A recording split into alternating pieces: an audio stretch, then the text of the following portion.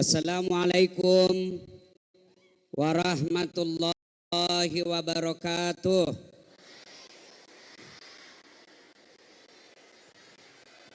Alhamdulillah. Alhamdulillahi rabbil alamin. Wa bihi nasta'inu ala umurid dunya waddin. Ashhadu an la ilaha illallah wa ashhadu anna Muhammadan abduhu wa rasuluh. Allahumma salli ala Sayyidina Muhammad wa ala alihi wa sahbihi ajma'in. Amma ba'd.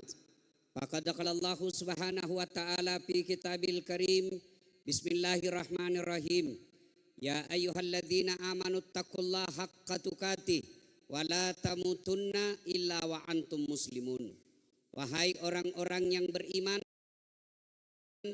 bertakwalah kalian kepada Allah dengan sebenar-benarnya takwa, dan janganlah kalian mati kecuali dalam keadaan beragama Islam. Ayat ini Jumat-Jumat dibacakan khatib. Sejak 1400 tahun yang lalu, setiap Jumat pasti didengar ini ayat. Dari ratusan ayat dalam Quran, kenapa ayat ini selalu diulang-ulang? Berarti ayat ini penting. Dan rasa-rasanya susah diterima akal. Wahai orang-orang yang beriman, bertakwalah kalian kepada Allah dengan sebenar-benarnya takwa, dan jangan kalian mati. Jangan kau mati, berarti mati kau yang ngatur. Wih, jangan kau mati ya, berarti mati mau-maumu. Padahal mati, mau atau tidak, tiba saatnya pasti mati. Orang kaya, orang miskin, raja-raja, rakyat biasa, bupati, kau yang bilang, kau yang bilang. Bukan saya Pak, bukan saya. Bukan saya.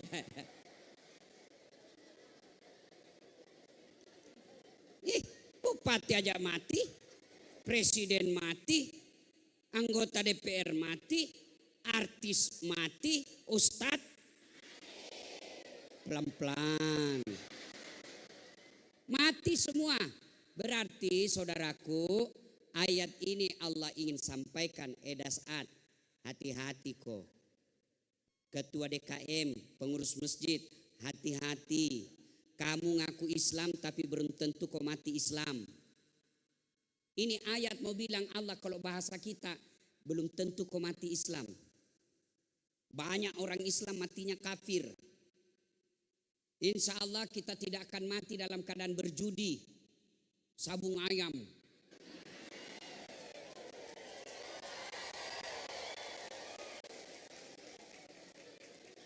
Tunggu dulu. Ini gaspol atau rem-rem? Hah? Gaspol atau rem-rem? Didapat sama polisi. Nah bilang polisi, jangan lari. Masih lari. Nah tinggalkan motornya. Jangan lari, masih lari. Terpaksa polisi tembak peringatan ke langit. Dak, masih lari, tembak 2 kali. Dak, masih lari, tembak lagi 3 kali. Dak, masih lari, terpaksa dilumpuhkan. Tembak kakinya, tung, kakinya ditembak, kepalanya nak kena. Ditanya, temanku polisi, kenapa bisa kakinya ku tembak, kepalanya kena? Dia bilang, soalnya waktu ditembak dia jongkok.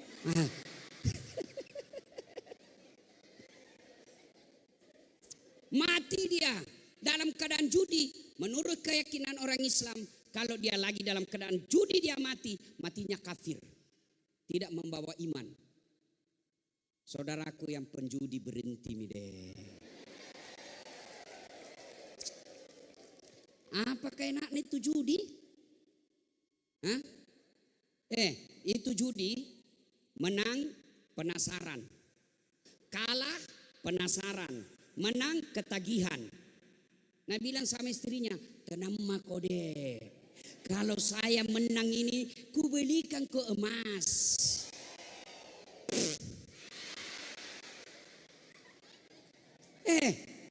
Itu beli kok, judi kok 1 juta, 2 juta. Kau bilang sama istrimu, kalau menang, iya kalau menang. Tapi kalau langsung kau kasih 2 juta, langsung jelas dapat 2 juta. Apain kau judi? Itu judi membuat orang jadi malas. Tidak ada orang kaya gara-gara judi. Tunjukkan mak. Yang ada judi tidak bisa tenang hidupnya.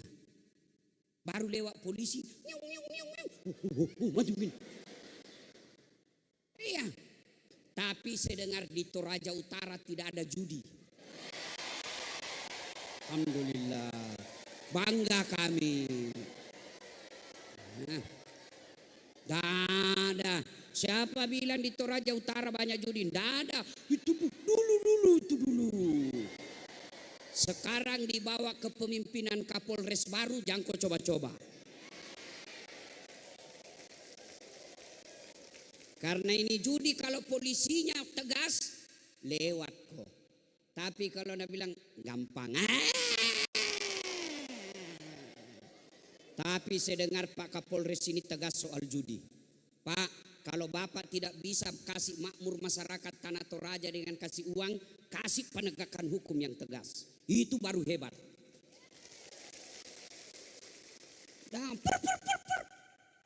Kau melanggar, kau tidak lihat ini rambu-rambu. Saya lihat Pak, kenapa kau langgar? Saya tidak lihat Bapak. Kenapa kau tidak lihat saya? Bapak sembunyi di tikungan. Mana surat-suratmu? Saya tilang kamu. Kenapa Bapak tilang? Lengkap suratku. Kau pembohong. Maksudnya apa? Itu motormu Honda, jaketmu Yamaha. Ini polisi Pelemindia, bukan polisi Indonesia. Saya selalu doakan bapak-bapak polisi sehat walafiat. Jangan kau musuhi polisi. Kau kira enak kalau tidak ada polisi di Indonesia? Merajalela judi pasti akan merajalela pencurian. Merajalela pencurian pasti tidak aman. Kalau sudah tidak aman, bagaimana kau mau ke gereja? Kalau sudah tidak aman, bagaimana kau mau ke masjid? Maka polisi menjaga keamanan. Itulah sumbangsinya polisi. Maka doakan polisi supaya mereka kuat imannya, kuat fisiknya, jaga masyarakat. Insya Allah kita tidak akan mati dalam keadaan berjudi. Insya Allah kita tidak akan mati dalam keadaan mabuk. Ballo. Mabuk setengah, pergi naik motor. Bayangkan kalau orang mabuk setengah naik motor, tiang listrik nak kira aspal. Pak, mati kafir kau bos. Saudara-saudaraku kaum Nasrani, tunjukkan saya dalam Bible atau Alkitab yang membolehkan minum khamar. Ayo tunjukkan saya. Mana Injil yang Anda baca yang membolehkan minuman khamar? Tunjukkan saya. Tidak ada. Semua agama melarang itu khamar. Kenapa? Merusak akal sehat. Maka insya Allah kita orang Islam tidak boleh dalam keadaan khamar. Mati kafir kok. Itu ayat, itu makna itu ayat. Insya Allah kita tidak akan mati dalam keadaan berzina. Pergi Makassar, selingkuh. Oh male, selingkuh. Lobe mi, motogi selingkuh. Makan obat kuat. Lagi di atas serangan jantung. Mati kafir kok. Insya Allah kita tidak akan mati judi. Insya Allah kita tidak akan mati mabuk. Insya Allah kita tidak mati dalam keadaan berzina. Tapi yang bisa membuat kita mati kafir, hobi aklil haram, suka makan haram. Salah satu diantaranya menerima serangan fajar pil caleg dan pilkada. Kau tepuk tangan, nah kau semua pelakunya.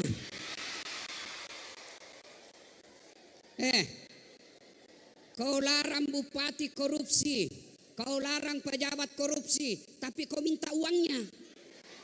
Dari mana mau dapat uang? Gajinya bupati lebih banyak gajiku dari YouTube dari gajinya bupati. Tapi kau minta kalau selesai ke pilkada tim sukses, Pak. Itu semua rusak. Ini pilkada kali ini, pilcaleg kali ini pilkada yang paling jorok dan paling banyak sogok menyogok. Bagaimana orang mau jadi anggota DPR yang baik? Kau minta wane piro? Bos, dengar ko ini. Kalau orang korupsi 70 juta, 70 miliar, 100 miliar masuk neraka, seimbang je bos. Di dunia nikmati 100 miliar. Mobilnya bagus, rumahnya mewah, makannya enak, keluar negeri keluyuran. Tapi kalau 300 ribu, jangan kau ketawa, kau semua ini pelakunya. Nah biar majelis taklim juga masogok. Nah, 300 ribu kau disogok, kau pilih orang. Sekarang betul-betul pilkada ini hilang akal sehat dan kekeluargaan. Saudaranya tidak mau pilih gara-gara apa? Sudah bertahun-tahun bertetangga, bersahabat. Pilkada, pilcaleg temannya tidak masuk, kasihan calon, tidak nak kasih uang, tidak nak pilih temannya yang sudah bertahun-tahun bersahabat. Siapa nak pilih? Yang kasih 300 ribu. Jangan kau ketawa, saya serius ini. Bu, dengar ini bu ya, bapak yang dengar ini. Kalau kau terima itu uang serangan fajar pilkada, pilcaleg, itu artinya kau tutup masa depan anakmu yang jujur, yang cerdas, yang pintar, jadi anggota DPR, jadi bupati. Kenapa? Karena hanya orang kaya yang bisa jadi anggota DPR. Tapi coba kalau kau tidak ada mau menerima anggota DPR, maka siapapun bisa jadi anggota DPR. Kenapa? Tidak perlu bayar. Sekarang bayar puluhan miliar, jadi bupati sampai 100 miliar. Bupati 100 miliar, 200 miliar, berujung diperiksa dan dipenjara KPK. 100 miliar uangmu masuk neraka, itu miaslina beleng-beleng. Coba saya Pak Bupati punya uang 100 miliar, saya pakai kawin lagi.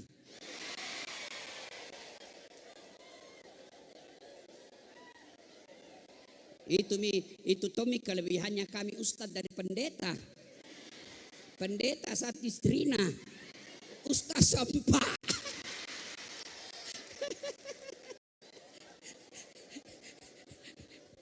Tapi saya tidak berani, Pak, tidak berani saya. Nah, bila istriku coba mako. Ya, makna ayat ini saudaraku mulai jangan kau terima uang haram. Ya, pejabat jangan kau sogok rakyat. Rakyat jangan kau peras pejabatmu. Ya, kalau kau tidak peras pejabat, rakyat tidak minta uang, insya Allah mereka bekerja dengan tulus. Tapi karena belum dipilih, kau sudah minta, akhirnya terpilih. Apa prinsipnya? Kembali modal dulu. Ini makna ayat, jangan kamu mati kecuali dalam keadaan beragama Islam. Wa qala idzan bismillahirrahmanirrahim. Ya ayyuhalladzina amanu dukhulu fis-silmi kafatan wa la tattabi'u khutuwatis syaitan innahu lakum aduwwum mubin. Wahai orang-orang yang beriman, masuklah engkau ke dalam Islam secara sempurna. Bukan Islam pencitraan, bukan Islam politik, bukan Islam pilkada, bukan Islam pilcaleg. Itu politisi kalau mau dipilih badede, penampilan nakala-kala ustad. Pakai songkok, pakai gamis, pakai serban, keluar masuk masjid. Pilih saya, sama-sama kita orang Islam di Toraja. Kalau ada masalah mau telepon saya, aktif HP ku 24 jam. Begitu terpilih, nah ganti nomor HP-nya. Ada begitu di Toraja Utara? Ada?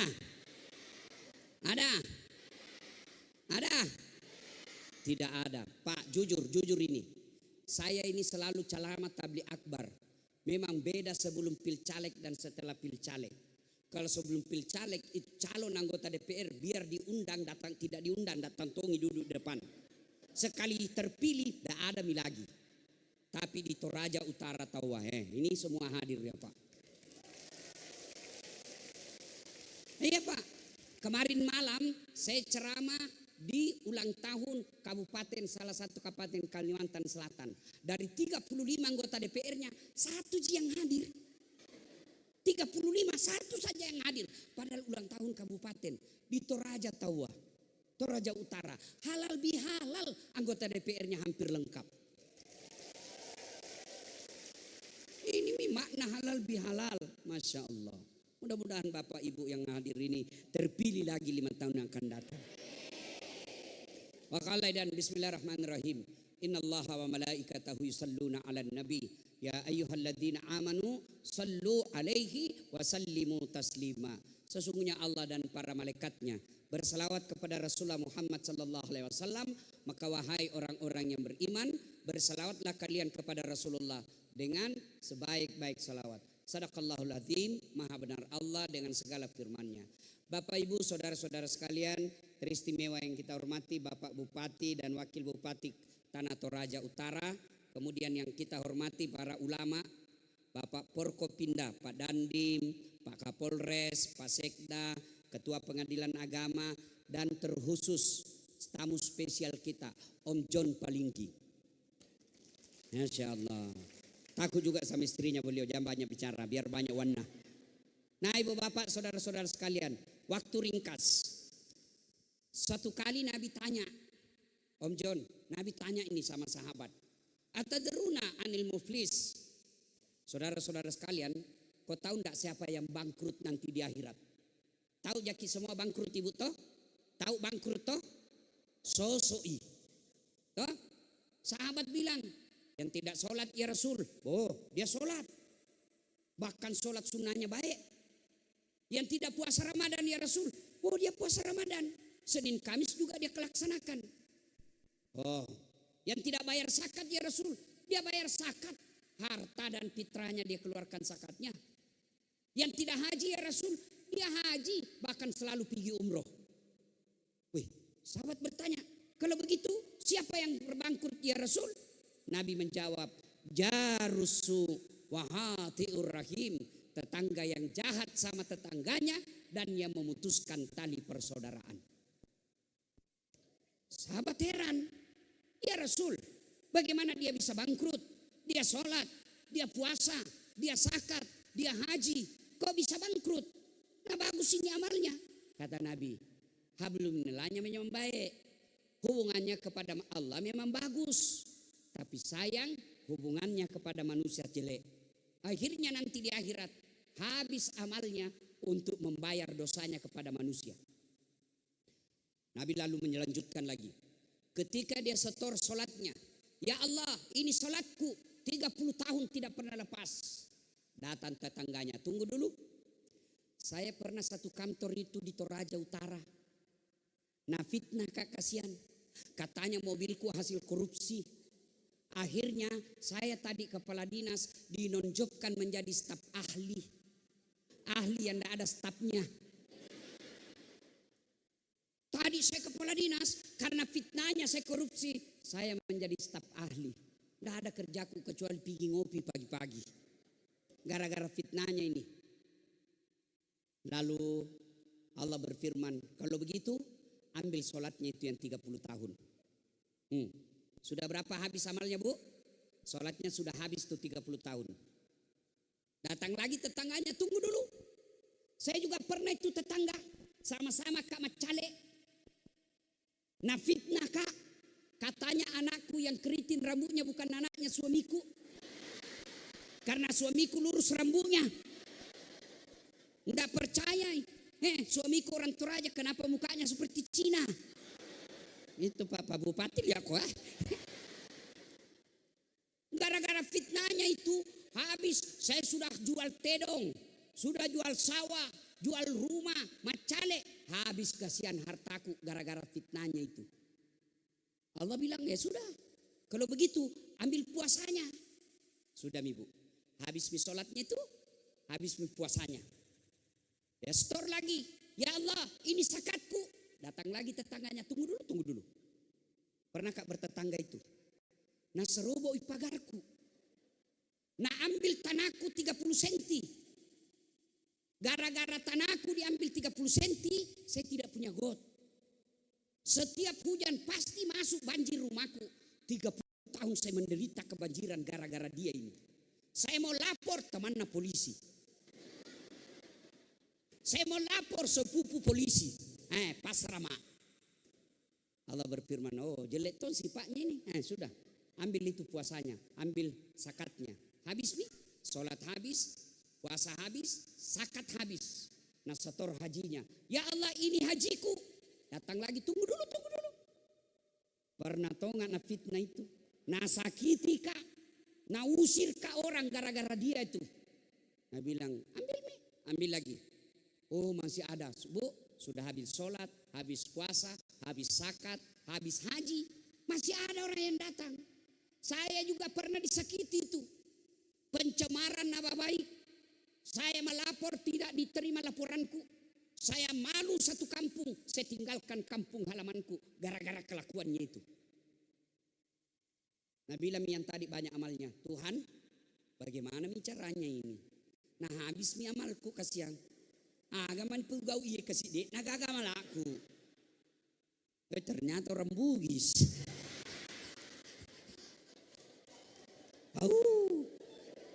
Labu apa mau ketuh?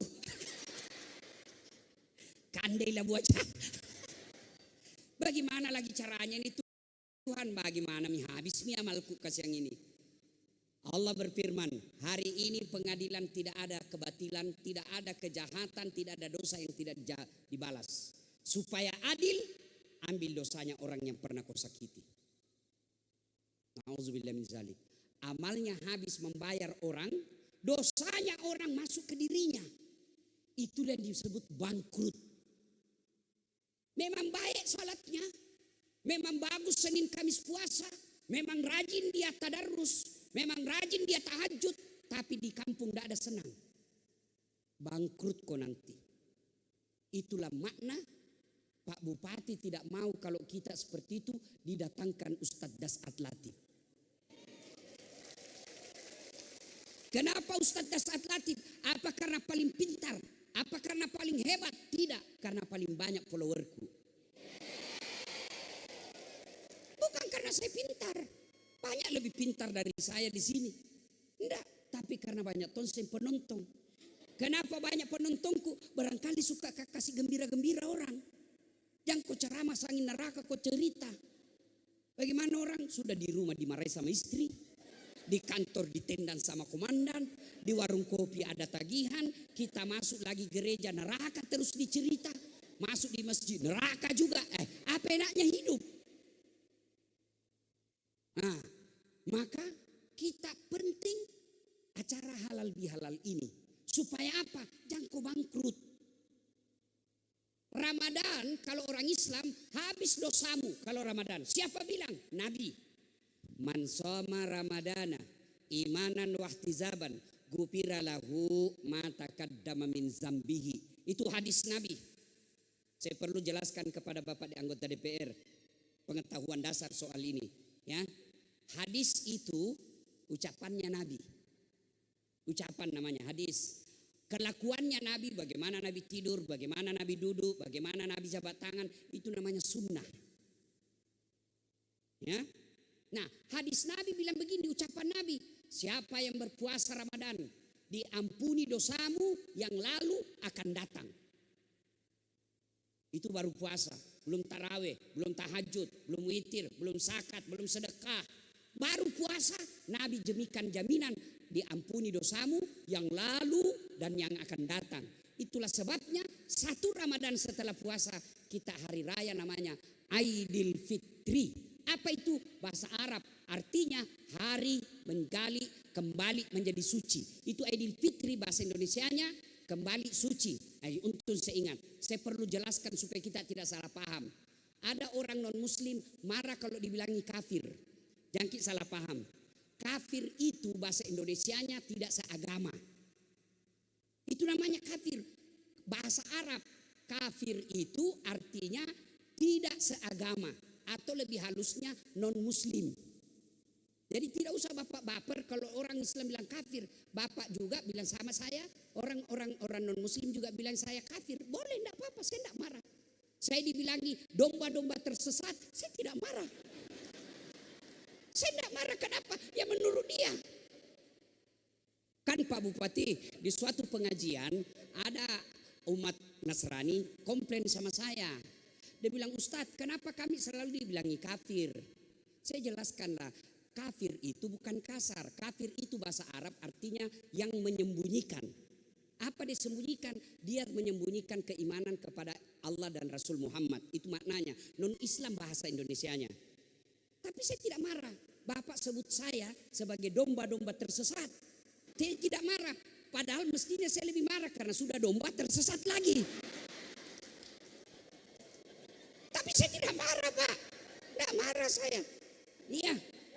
Biasalah yang begitu, jangan baper. Ya. Nah, sudah. Nah, makna terpenting dari halal bihalal ini uhuwah, persaudaraan. Dan malam ini saya bangga sekali. Saya hormat kepada saudara-saudaraku orang Toraja yang merindukan kedatangan saya meskipun kita berbeda iman. Iya, Masya Allah, anggota DPR-nya hadir, ketuanya. Tidak pernah ada begini. Tabligh Akbar ketua DPR non-muslim hadir. Jarang. Hanya ada di Toraja Utara. Ini yang mesti kita pelihara. Nah sekarang ya, makna terpenting halal bihalal, Pak Bupati, Om John, halal bihalal itu bahasa Arab. Halal bihalal. Hebatnya halal bihalal bahasa Arab tidak ada di Arab. Ibu ketua, ya, itu halal bihalal bahasa Arab, tapi tidak ada di Arab. Ini hebatnya Indonesia, Pak. Bukan cuma jago korupsi, jago juga bikin acara. Halal bihalal bahasa Arab yang artinya menghalalkan yang tadinya tidak halal. Bahasa Parisnya si halalakeki. Paris itu Budewan, Pare-Pare dan sekitarnya. Si halalakeng, saling menghalalkan. Tidak ada gunanya halal bihalal di sini kalau kita keluar masih ada dendam di antara kita. Tidak ada gunanya kita halal bihalal, habis anggaran, habis waktu, kita datang di sini masih sakit hati. Tidak ada gunanya. Halal bihalal, sudah ini kita saling bersilaturahmi, menghalalkan yang tadinya sakit hati. Nah, berkaitan halal bihalal, intinya persaudaraan. Magar nasi salah-salah tahu Mapanya si kande-kande tahu. Hah? Kenapa orang bertengkar? Satu, perebutan kekuasaan. Pilpres, orang mau jadi presiden, dia bersepupu baku musuh. Biling-biling. Pilpres sudah selesai, sampai sekarang masih ada baku musuh. Masih ingat waktu Pilpres 2019? Pilpres 2019, siapa yang bertanding? 2019, Bapak Joko Widodo melawan Bapak Prabowo. Iya toh? Iya. Siapa yang menang? Bapak Joko Widodo. Siapa menterinya? Prabowo. 2024, siapa yang bertanding? Bapak Prabowo lawan Anies Baswedan. Siapa wakilnya Anies Baswedan? Siapa wakilnya? Muhaimin Iskandar. Siapa yang menang? Bapak Prabowo. Siapa menterinya? Muhaimin.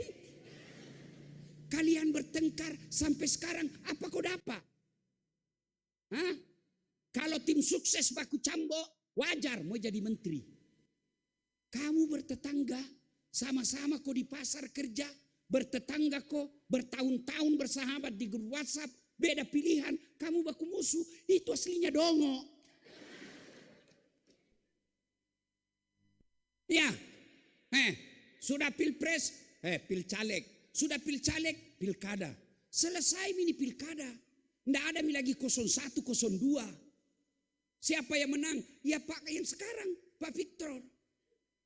Jangan kau lagi bilang, sudah nih selesai. Kau kalah, kau tanding kau lagi 5 tahun yang akan datang. Apain? Kalian yang kalah, tim sukses yang kalah, jangan kau terus menyerang. Lebih kau datang, Pak, saya akui Bapak menang, tapi kalau ada penunjukan langsung kesiannya.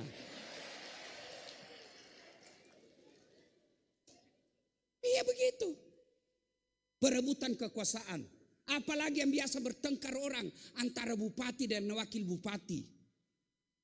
Ini berdua baik, tapi tim sukses yang datang. Mau panas-panasi. Datang ke Pak Wakil Bupati, Pak, masa itu tim suksesnya bupati dapat semua proyek. kita tidak dapat pakai ini Pak, padahal sama-sama kita bekerja. Ini tim sukses begini ini Pak, jangan kasih masuk kantor. Merusak. Akhirnya kasihan bupati dan wakil bupati yang tadinya akur mulai busuhan. Siapa yang rugi? Masyarakat. Namanya wakil, ya wakil. Mau cepat jadi bupati, selesai itu baru kau tanding. Ya, Bapak tadi bilang gaspol. Kasihan itu, kasihan. Ada bupati, wakil bupati, baru 6 bulan dilantik baku musumi. Kecewa pendukung. Siapa yang rugi? Siapa yang kasihan? ASN. Dia tidak mau tahu, mau loyal kemana. Masuk ke ruangan bupati, mari wakil. Masuk ke wakil, mari bupati. Masuk ke sekda, marah juga. Bingung. Maka sebaiknya boleh berbeda pilihan, jangan bertengkar. Kekuasaan penyebab orang putus persaudaraan. Kekuasaan ini ada batasnya. Paling lama 5 tahun. Yang kedua, penyebab putusnya persaudaraan setelah perebutan kekuasaan, apalagi? Sombong. Kesombongan. Apa itu sombong? Pak John Palinggi, Pak Bupati, pakai baju mahal, sombong? Belum tentu, memang pengusaha. Beliau pakai krokodil, cap buaya. Kalau saya tidak salah mereknya onjongnya, cap buaya kan, krokodil namanya. Itu katanya Ibu, kalau asli kepalanya menghadap ke dalam, kalau palsu menghadap keluar. Itu buaya darat katanya itu. Ingat? Pak Bupati, Pak Wakil, Pak Kapolres, Pak Om John, anggota DPR, pakai baju mahal, ya wajar, ada uangnya. Sombong, belum tentu. Ibu-ibu yang ada mas, pakai itu mas, namanya perhiasan. Kalau perlu lipat di sini. Namanya perhiasan, harus dilihat, bukan perhiasan kalau di kantong. Sombong, belum tentu. Kapan dia sombong? Meremehkan orang yang tidak punya. Itu sombong. Pak Bupati pakai baju, pakai sepatu mahal. Sombong, belum tentu. Rezekinya orang. Jangan kau cemburu. Nanti dia sombong kalau dia bilang, Dasad, ini sepatuku Louis Vuitton. Ini harganya Ustaz 30 juta. Kamu, sombong itu. Meremehkan orang. Kalau pakai mahal, pakai Pak, itu rezeki Bapak, tidak semua orang punya. Pakai. Yang Allah tidak senang kalau Bapak meremehkan orang susah, itu baru sombong. Apa penyebab datangnya sombong? Kata Nabi, penyebabnya datangnya sombong itu 4 perkara. 1, bertambahnya kekuasaan. Yang tadinya rakyat biasa tiba-tiba jadi anggota DPR. Jangan kau sombong saudara. 5 tahun saja. Kalau terpilih lagi, alhamdulillah. Kalau tidak, wabillahi taufiq wal hidayah. Ada tong itu anggota DPR mau sombong. Dede. Wakil Jakobos. Namanya wakil. Wakil. Iya toh. Jangan sombong. Mana anggota DPR yang sombong? Yang tidak mau menerima aspirasi rakyat. Itu sombong. Kalau dia pakai barang mahal, silakan. Yang penting jangan gara-gara uang mahal itu Bapak tidak datang reses. Atau datang tapi tanda tangan palsu. Pernah kita dengar anggota DPR di akhirat? Anggota DPR. Jadi Bu, anggota DPR di akhirat. Masuklah penghafal Quran surga. Dia lihat, kenapa banyak di surga ini anggota dewan? Di negaraku banyak di OTT. Ditangkap korupsi. Dia pergi keberatan sama malaikat. Malaikat, kenapa banyak anggota dewan? Nah di negaraku banyak ditangkap. Nah bilang malaikat, jangan ku ribut, dia cuma reses. Sebentar lagi balik ke neraka. Tapi bukan yang malam ini hadir di tengah-tengah kita. Pak, di tengah-tengah kita ini hadir wakil rakyat yang mulia. Mau datang berbaur dengan kita, padahal tidak ada SPJ-nya. itu karena kecintaan kepada masyarakat. Ya, jangan sombong gara-gara kekuasaan. Ini Kapolres, Dandim, Wakil Bupati, jangan sombong Pak. Kapolres tergantung Pak. Kalau Kapolda sama Kapolri senang ya, kau tetap di situ. Kalau tidak, minggir lagi bos. Apa? Tidak ada Pak. Ini Ustadz mau sombong. Satu, kekuasaan orang bisa sombong. Yang kedua, bertambahnya ilmu. Yang kau sombong. Itu Pak Bupati tadi sebut namaku, banyaknya gelarnya. Doktor Dasat Latif, SOS, SAG, MSI, PhD. Jangan kau sombong gara-gara ilmu. Allah marah, nak kasih pikun kau. Sampai sekarang belum ada obatnya pikun. Ada orang banyak sekali gelarnya. Begitu mau pensiun diprotes sama istrinya. Pak, biasanya kalau kau mau pergi mengajar kau cium jidatku. Ini sudah hampir 2 minggu tidak pernah kau cium saya. Dalam hati suaminya, astagfirullah. Berarti siapa sih cium selama ini?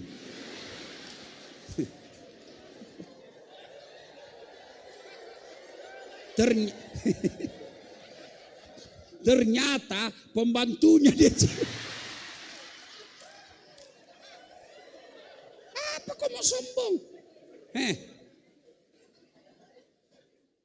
Ada ustadz sombong, ada ustadz sombong, banyak. Mana yang tidak mau menerima perbedaan pendapat? Ada itu ustadz seolah-olah dia panitia hari kiamat. Masuk neraka, kau punya neraka. Ceramahnya mulai salam pertama sampai terakhir neraka terus dicerita. Kau dibanting, dilipat, ditusuk pantatmu. Ada juga begitu. Ini bid'ah, maulid bid'ah, Isra Mi'raj bid'ah, halal bihalal bid'ah. Kenapa? Tidak ada pada zaman Nabi. Kalau alasanmu tidak ada pada zaman Nabi, lihat kau itu ke tanah suci. Tidak pernah Nabi naik pesawat pergi tanah suci Mekah. Naik apa? Naik onta. Pakai maka onta dari Makale. Iya. Tidak ada pada zaman Nabi. Nabi ceramah tidak pakai mic, Jago pakai mic. Kenapa itu bid'ah?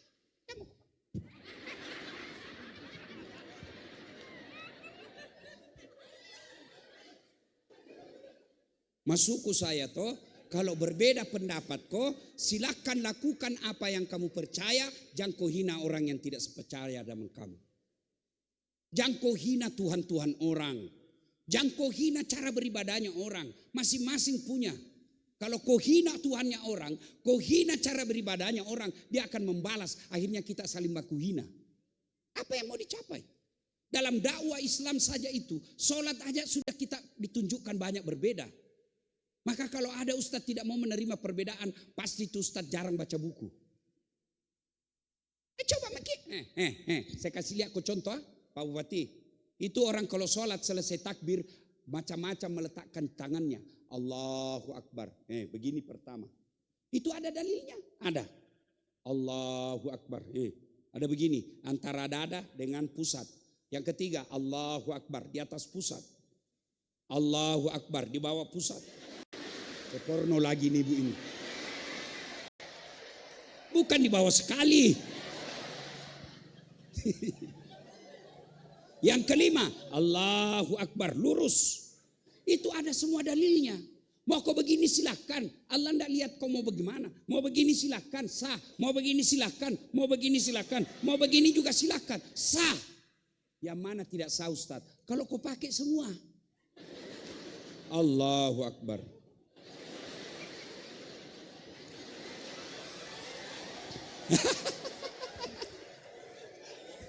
Batal itu.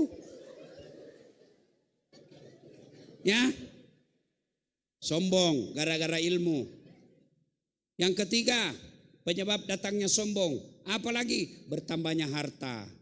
Jangan sombong gara-gara harta. Allah marah, dia titip satu penyakit di dirimu. Banyak duitmu tapi tidak ada bisa kau makan. Banyak kan orang begitu? Tabungannya 7 miliar. Tapi dilarang makan nasi. Apa enaknya kalau dilarang makan nasi? Ibu-ibu, baru kak pulang ceramah dari Los Angeles. Kau tahu Los Angeles Bu? Tahu ke Los Angeles butuh kabobon terus. Bah, di Los Angeles dikasih roti terus makan. Saya bilang sama panitianya, bos, carikan saya nasi. Ini perut bugis. Biar kau kasih ke satu baskom nasi, ndak goyang perutku. Carikan nggak nasi. Baru 1 minggu saya ndak makan nasi, stres. Ada orang 7 miliar ruannya dilarang makan nasi. Dilarang makan daging. Dilarang makan pedis. Dilarang makan garam. Dilarang makan gula. Dilarang makan daging. Apa yang bisa namakan? Ubi rebus. Itu kalau Allah marah. Hah? Duitnya banyak. Tapi Nabi bilang dokter, Pak, selama Bapak aktif ini di kantor tidak pernah kena matahari. Tidak pernah kena sinar. Bapak selalu kena AC. Mulai besok Pak kalau bisa jam 7 sampai setengah 8 atau setengah 9. Bapak jemur diri jalan-jalan Pak ya. Jangan pakai baju. Supaya kena matahari kulitnya Pak. Pakai celana pendek juga Pak ya. Supaya kena semuanya. Jangan pakai peci. Terakhir jangan pakai sendal. Jam 7 keluarlah di kompleks. Jalan-jalan tidak pakai sendal, tidak pakai baju. Apa bedanya sama gembel? Ayo. Jangan sombong gara-gara harta. Yang keempat, bertambahnya popularitas. Seperti Dasat Latif. Mau kau sombong Ustaz. Saya bisa jadi penceramah karena ada penonton. Mana bisa saya ceramah kalau tidak ada penontonku? 2 jam saya di sini berapi-api ceramah, tapi tidak ada yang lihat. Lewat Pak John Palinggi, sudah lama sakit itu Pak Ustaz. Iya toh, apa yang kita mau sombongkan? Jangan sombong. Satu saja yang boleh sombong, Allah Subhanahu wa ta'ala. Maka dalam Asmaul Husna, nama-nama Allah dari 99 nama Allah, salah satu nama Allah namanya Al-Mutakabbir, yang maha sombong. Kenapa? Karena hanya Allah yang tak terbatas. Apa yang kita mau sombongkan kita? Ada teman setan kata Allah dalam hadits qudsi. Dari 10 teman setan, 1 diantaranya adalah ghaniyun mutakabbir, orang kaya yang sombong. Kaya jabatan sombong temannya setan. Kaya harta sombong temannya setan. Kaya kecantikan sombong temannya setan. Kaya kekuasaan sombong temannya setan. Tapi kalau orang kaya, orang cantik, orang terkenal, pejabat sombong, orang masih maklum. Kenapa? Kaya, pejabat, populer, cakap, banyak kenal, masih wajar. Tapi kalau kau sudah jelek, tidak terkenal, pengangguran, tidak jelas kerjamu, bau ketekmu, mau kau sombong lagi. Kau bukan temannya setan, kau sudah jadi setan, cilaka. Maka keluar dari lapangan ini, keluar dari gedung ini, jangan lagi ada rasa sombong di antara kita. Kalau sombong kita remehkan orang, barangkali dia tidak lawan, lambat laun dia akan jaga jarak sehingga tidak pernah ketemu, maka pada saat tidak mau ketemu lagi, putus persaudaraan. Nah, yang berikutnya yang menyebabkan orang baku salah-salah, bercerai-berai, sakwa sangka. Sangka buruk. Kenapa itu? Dulu waktu macale, nasapannya mamo, selalu ki nasapa. Sekarang ketemu ki, ndak nasapa maki. Jangan salah, barusan dioperasi matanya. Sangka baik. Orang di jalan tiba-tiba buru-buru, wih, nah air di jano, nah kena baju tak. Sangka baik. Oh, buru-buru kasihan ditelepon istrinya suruh cepat pulang. Karena itu mama-mama itu ras terkuat di bumi. Paling menjengkelkan itu kalau suruh cepat pulang suaminya, baru ketawa. Pulang kau cepat. Tunggu dulu, pulang kau. Tunggu dulu, pulang kau. Sudah nak tutup telepon baru begini. Kurang ajar. Ibu-ibu pasti pernah begitu toh. Kok kira nak jadi laki-laki? Lain kali dibahas ini. Nah ya, Bapak saudara-saudara sekalian, ketemu bupati tidak nasapa ki, mungkin terlalu stres. Kenapa? Anggaran dipotong efisiensi. Jangankan dalam berumah tangga, dalam satu kabupaten, kantor. Satu rumah saja kalau sakwa sangka dalam rumah tidak bahagia orang. Istri buruk sangka terus sama suaminya. Tidak mungkin kau bisa bahagia. Baru pulang suaminya, kenapa ada bau cewek ini? Penjual parfum. Sangka buruk terus. Kalau kau sangka buruk, pasti tidak bisa kau bahagia. Coba kalau kau sangka baik. Telepon suamimu pagi-pagi tidak diangkat. Oh, lagi sholat duha. Telepon siang tidak ada jawab. Oh, lagi sholat duhur di masjid. Telepon jam 2 tidak ada jawab. Berarti nak lupa HP-nya ini. Telepon lagi jam 3. Nak lupa betul HP-nya. Masuk WhatsApp temanmu. Kuliah suamimu bonceng cewek cantik sekali. Oh, berarti mak goje ini suamiku. Itu tanam perasaan. Jangan sangka buruk. Bu, ini ada cerita, wallahu alam benar atau tidak. Cerita gini. Ada orang suami istri. 5 tahun nih kasihan bersuami, tidak punya anak. Di tahun ke-6 dia pergi ke ahli kandungan. Periksa. Nah bilang dokter, oh alhamdulillah ibu sudah terlambat 2 bulan. Wah, senang suami istrinya. Nah telepon suaminya, Pak, alhamdulillah saya sudah terlambat 2 bulan. Kata suaminya, alhamdulillah. Tapi tolong jangan cerita bu ya, malu kita kalau tidak jadi lagi. Iya Pak, rahasia bersama. Iya, jangan cerita-cerita ya. Iya, rahasia bersama. Beberapa hari kemudian datang petugas PLN. Di rumahnya nih bu. Assalamualaikum. Kata ibu, waalaikumsalam. Siapa ya? PLN. Kenapa Pak? Ibu terlambat 2 bulan. Oh, langsung sakwa sangka curiga sama suaminya. Kenapa bisa dia tahu ini? Pasti ini lagi si Gendu. Langsung tidak ada sebut namanya. Gendu langsung sebut. Pasti inilah Gendu lagi cerita. Datang suaminya capek cari nafkah. Baru buka. Kata suaminya, assalamualaikum sayang. Apa sayang-sayang? Memang kau pembohong. Apalah? Kenapa itu PLN tahu saya terlambat 2 bulan? Pasti kau kasih bocor. Bukan saya, demi Allah. Bukan kau kan pembohong. Suaminya jengkel juga. Dia datang ke PLN. Ada apa kau tahu istriku terlambat 2 bulan? Dia bilang ini Pak, ada catatannya. Ada apa kau catat-catat? Hapus itu. Dia bilang boleh dihapus tapi Bapak bayar dulu. Kalau saya tidak mau bayar, ya terpaksa punyanya Bapak diputus. Kalau punya aku diputus, apa nak pakai istriku di rumah? Nah bilang ya terpaksa pakai lilin.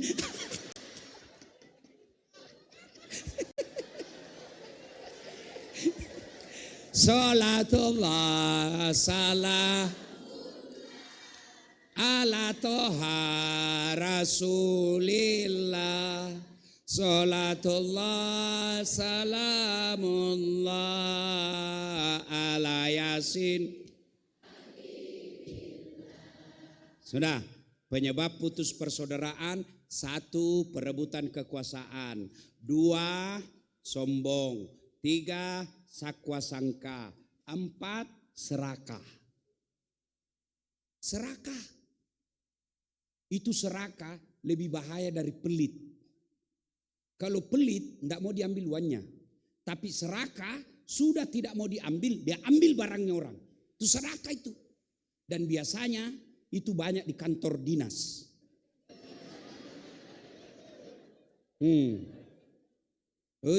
Hati-hati Pak. Pak Bupati, mumpun saya ingat ini. Hati-hati milik kepala dinas Pak.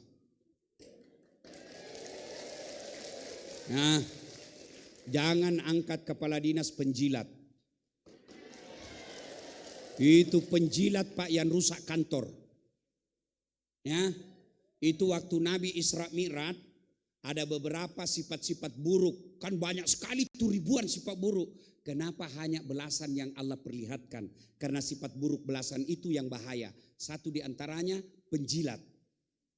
Kenapa ini penjilat bahaya? Bisa merusak kantor.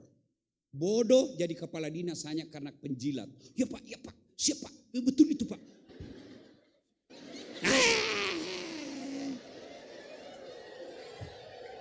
Jangan mau. Bapak juga ASN, Jangan terlalu hancurkan harga dirimu untuk jabatan. Kamu doktor, kamu sekolah menjadi sekolah tentang pemerintahan. Di depan anak dan istrimu seolah kau tidak punya lagi harga diri. Ada anakmu, kasihan, bagaimana perasaannya itu anakmu lihat bapaknya seperti tidak punya harga diri. Kamu tampil berdiri tegak di depan anakmu supaya anakmu bangga punya bapak. Ini menjilat. Orang Bugis, ini mani puang iye. Sudah, jangan pilih mereka Pak. Bapak kalau mau sukses memimpin, pilih pegawai yang betul-betul kompeten. Ya. Kalian juga kalau tidak sudah diuji kau tidak lulus, jangan kau sangka buruk, berarti bukan di situ tempatmu yang baik. Saya sering alami bersangka buruk kepada Tuhan tidak ada baiknya. Sangka buruk kepada hidup ini pasti membuat hidupmu gelisah. Oh begini, saya pernah ikutkan daftar tentara. Waktu saya tamat SMA, mau tahu nggak jadi akabri, nggak lulus gara-gara ceper. Temanku lulus, sekarang dia tugas di Polda Sulbar. Pangkatnya saya lihat baru satu kompol, satu bunga. Saya tidak lulus jadi tentara, saya lulus jadi ustadz, jadi pakai baret merah. Temanku pakai baret merah, reserse, saya pakai baret putih. Tapi alhamdulillah dengan baret putih yang saya pakai, mulai baret hitam sampai baret merah, ku caramai kau semua. Ku caramai dua-dua ini. Sangka baik. Saudaraku, kalau kau sudah dites tidak lulus, jangan kau sangka buruk. Berarti bukan di situ tempatmu yang bagus. Saya gagal lagi, masuk ke lagi fakultas kedokteran. Tes tidak lulus lagi. Temanku lulus. Ya Allah, kenapa kau tidak luluskan saya jadi dokter? Kau tidak rugi jadi Tuhan kalau saya jadi dokter. Saya tahu jawabannya. Apa jawabannya? Saya pergi kuliah karena saya lulus di Sospol. Tabrakan jalan perintis kemerdekaan, berceceran darah. Saya turun tolong dia yang tabrakan, saya yang pingsan. Ternyata saya tidak bisa lihat darah. Seolah-olah Allah bilang, Das'at, bagaimana kau mau jadi dokter? Kau tidak bisa lihat darah. Lebih kau jadi ustadz. Kau ustadz mengobati jiwanya orang, bukan fisiknya. Jangan kau pernah sangka buruk. Ya, temanku yang jadi dokter mau pulang lebaran. Telepon, pulang ke lebaran. Tidak, kenapa? Mahal tiket dalam hatiku. Untung saya jadi ustadz, tidak pernah pikir tiket. Siapa yang belikan tiket? Pak Bupati. Hebatnya lagi Bu, jadi ustadz, pergi tidak bawa uang, pulang. Hebat. Berapa? Tergantung kemurahan hati. Kalau orang seke lagi didapat ya. Atau hati lagi kasih. Kalau dermawan kita dapat, kipas-kipas lagi kita. Iya Pak. Enak itu kalau Bapak sangka baik. Jangan cari pejabat Pak yang pandai menjilat. Pandai menjilat itu bisa membawa Bapak masuk neraka. Dan bisa masuk berakhir pada penjara. Tes dia, kalau mampu dan pejabat tidak usah pencitraan pergi kayak pene ini di shooting, enggak cocok begitu. Berapa yang bisa kau sawer, berapa yang bisa kau datangi. Pejabat itu dia sudah tahu penyakitnya masyarakat, dia panggil anggota DPR, dia panggil kepala dinas, ini ada masalah masyarakat, sudah selesai, ini perdanya, bikin, selesaikan, masyarakat semuanya menikmati satu kabupaten. Itu namanya pejabat, membikin kebijakan, bukan jadi konten kreator. Sudah ya? Nah, sekarang banyak tapi waktu terbatas. Itu tadi penyebab putus kekuasaan. Yang kedua, apa tonsi hebatnya kalau banyak teman. Kalau banyak teman tak. Satu, insya Allah menang pilkada. Jelas itu.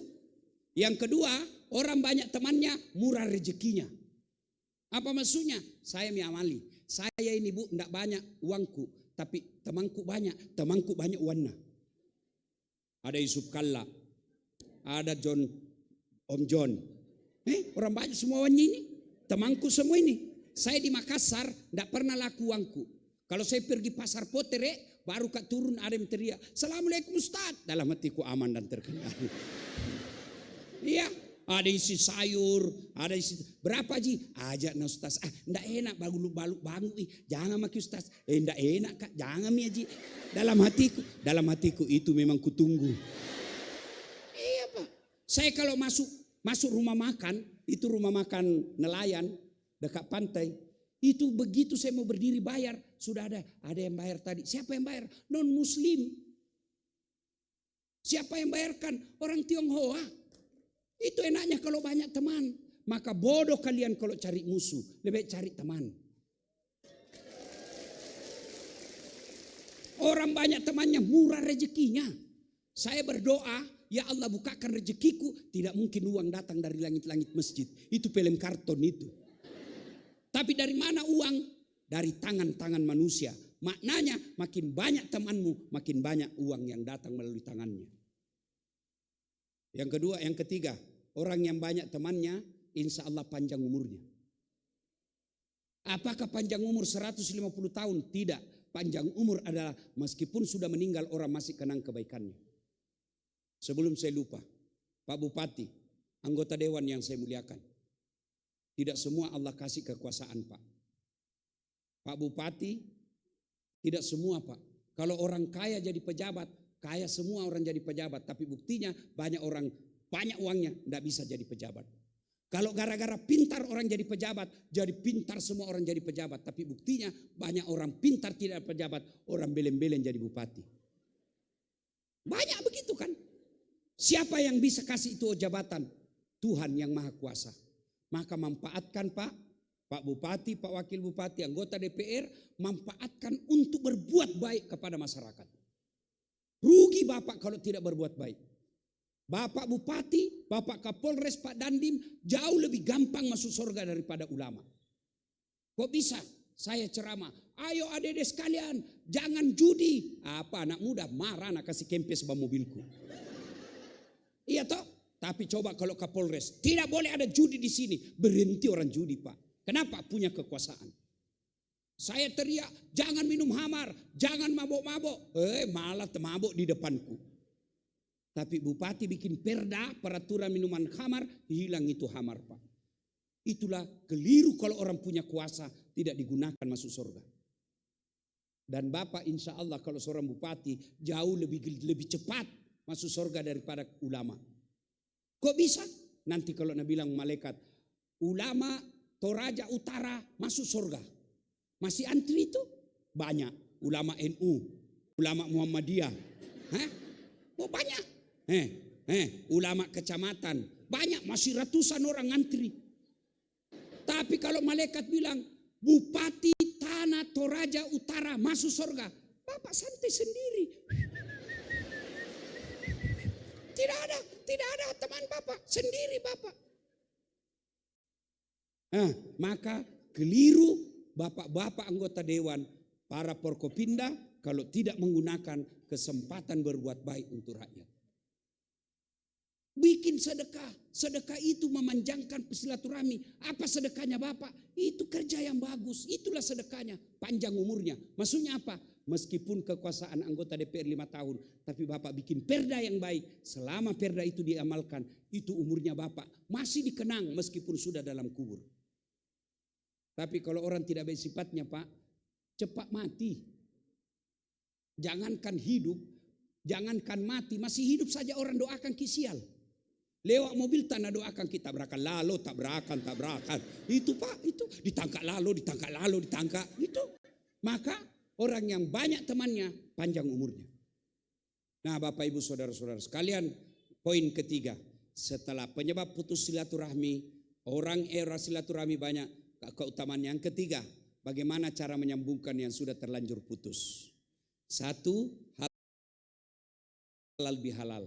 Begini caranya. Inilah halal bihalal. Caranya apa? Kalau muslim jabat tangan. Pertama, jabat tangannya. Bagaimana kalau dia perempuan bukan mahram? Ulama berbeda pendapat. Syafi'i tidak boleh. Imam Ahmad selama tidak ada nafsumu boleh. Makanya saya Pak Bupati, kalau mahasiswaku yang cewek-cewek cantik, saya tidak mau jabat tangan. Kenapa? Dia masih muda. Barang bagus. Masa Ustadz nafsu? Iya, saya manusia biasa. Ayat tidak mengatakan la taqrabus zina illa ustad, jangan dekati zina kecuali ustad. Biar ustad rusak juga. Makanya saya kalau masih ikut sih begini. Kenapa? Dia masih muda, saya juga. Dia cantik, saya tidak gagah. Lebih gagah Pak Bupati. Saya akui saya tidak gagah, tapi saya penuh pesona. Mana buktinya? Oh, semua kau foto sama saya toh. Ya. Nah, jabat tangan. 2, pandang matanya. Tidaklah beradab orang jabat tangan lalu melihat yang lain. Oh iya. Oh enggak begitu Islam. Jabat tangannya, pandang matanya. Jangan juga melotot. Oh tambah berkelahi kau. Makanya yang ketiga syaratnya senyum. Cak beru ko.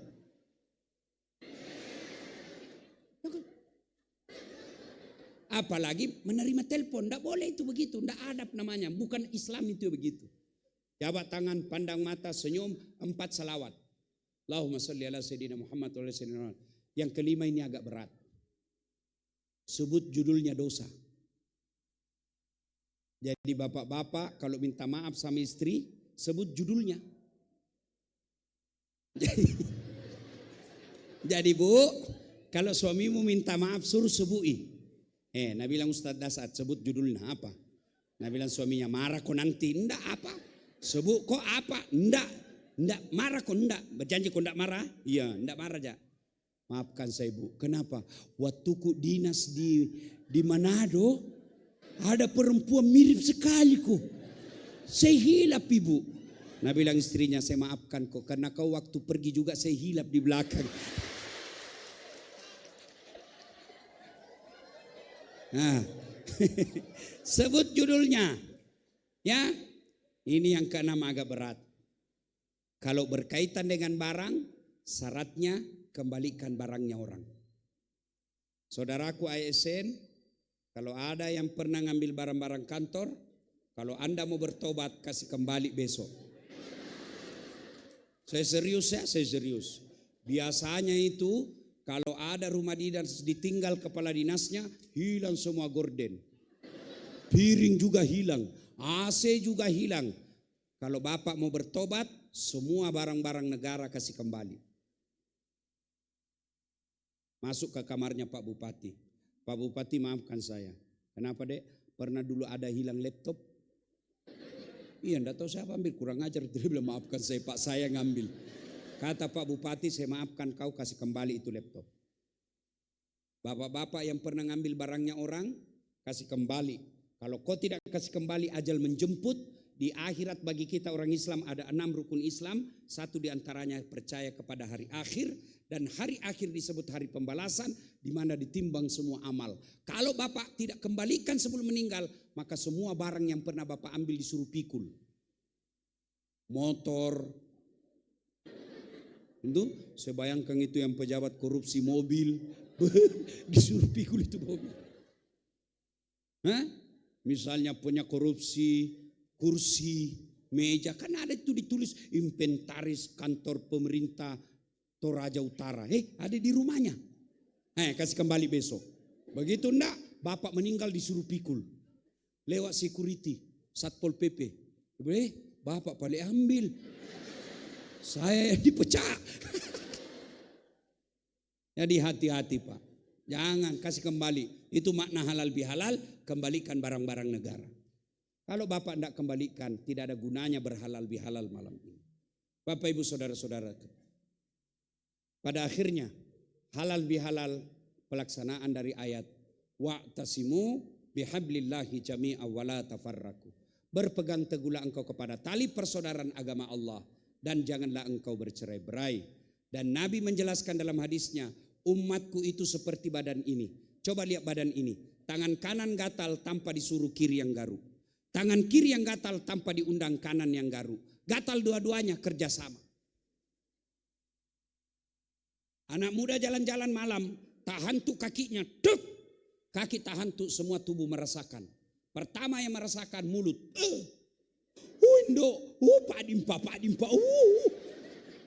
Iya toh, padahal kaki itu tahan tuh, mulut merasakan. Yang kedua, mata mencari. Yang ketiga, mulut meniup. Yang keempat, tangan mengusap. Itulah persaudaraan. Kaki bermasalah, semua ikut merasakan. Tidak ada orang tahan tuh kakinya. Jalan kok cepat, kok jalan. Iya, begitu mestinya kita di Toraja Utara. Satu sakit, yang lain ikut merasakan.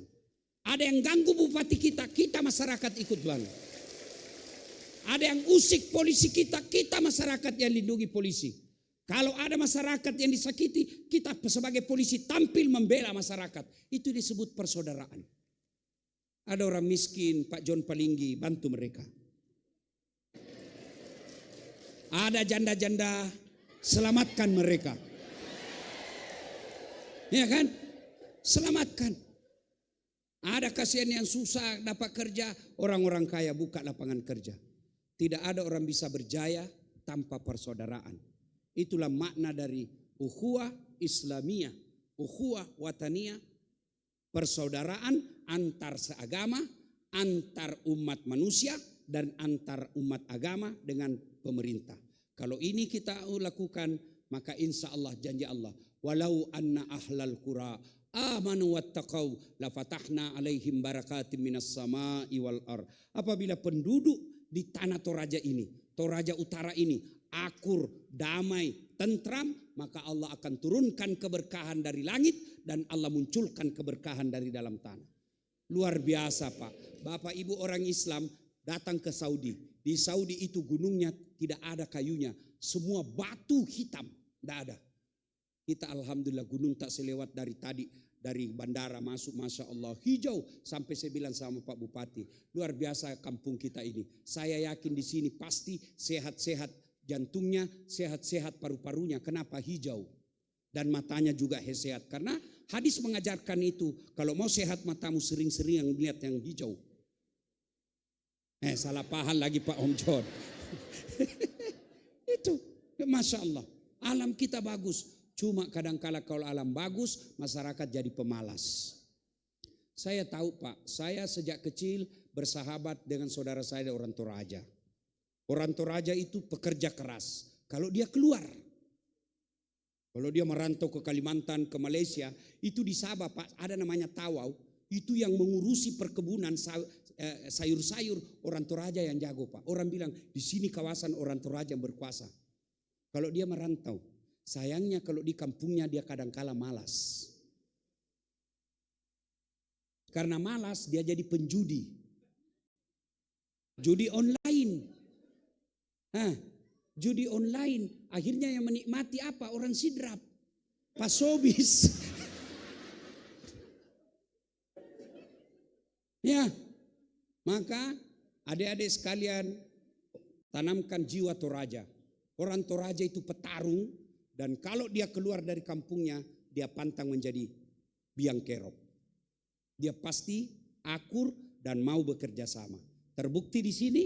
Meskipun orang Islam sedikit, tapi tidak pernah kita dengar ada orang Islam teraniaya di Toraja Utara.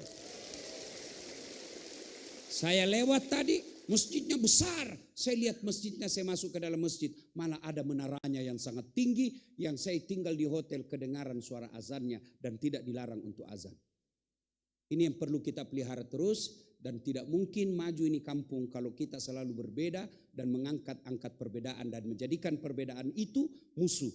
Jadikan perbedaan itu sebagai kekuatan seperti badan ini. Kenapa bisa kita enak di sini? Karena kita berbeda-beda. Kenapa kita bisa hadir di sini? Karena jenis kelamin saja kita beda. Mana bisa? Coba, kenapa kita makan enak? Karena gigi kita beda-beda. Coba kalau semua gigi seri. Coba ya kan. Itu kenapa enak? Kenapa enak makan? Karena beda-beda gigi. Coba kalau semua gigi geraham. Bagaimana makan sayur? Itu enak ini. Bagaimana seandainya ini semua tangan jari kelingking? Maka orang yang tidak mau menerima perbedaan sesungguhnya tidak mau menerima takdir Allah. Sunnatullah kita berbeda. Maka yang baik bukan memperbesar perbedaan, tapi menggunakan perbedaan itu sebagai kekuatan untuk maju bersama. Makna dari halal bihalal. Terima kasih, ini saja tausiah kita, mudah-mudahan ada manfaat. Ingin rasanya berlama-lama, tapi waktu jualah yang membatasi kita. Terima kasih Pak Bupati dengan gigi dan kerja keras untuk mendatangkan saya. Berkali-kali beliau hubungi saya tapi waktu yang tidak tepat, akhirnya hari inilah yang tepat. Terima kasih atas kehadiran Bapak Ibu anggota Dewan yang terhormat, Forkopimda, tokoh-tokoh masyarakat, terutama Bapak-Bapak pendeta. Terima kasih atas kehadiran Bapak Ibu, mudah-mudahan ada manfaat. Lebih dan kurangnya mohon dimaafkan. Usikum wa nafsi bitaqwallah, fastabiqul khairat. Assalamualaikum warahmatullahi wabarakatuh.